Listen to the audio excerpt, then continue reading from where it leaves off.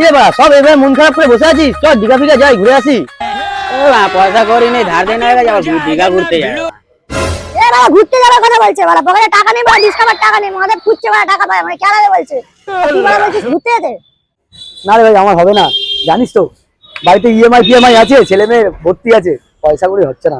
তোরা যা, তুই ঘুরে যা। চাপ নিচ্ছিস কেন? তোর ভাই মাইনা পেয়েছে, সব ব্যাগ ট্যাগ গোছা, সব খরচা আমার। এর বাড়া কে ফোন করলো রে? ব্যাগটা গোছাই চো। হ্যাঁ চলো চলো আজকে যাচ্ছি। চলো চলো। দেরি করে যাচ্ছ।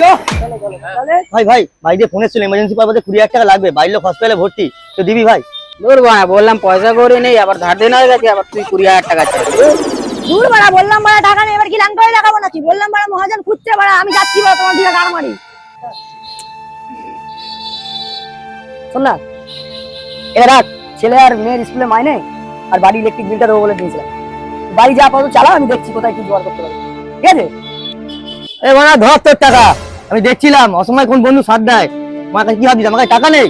অনেক টাকা আছে, চল দীঘায় ঘুরে আসি। চ, হ্যাঁ চ চ, ওরা গাল মারা।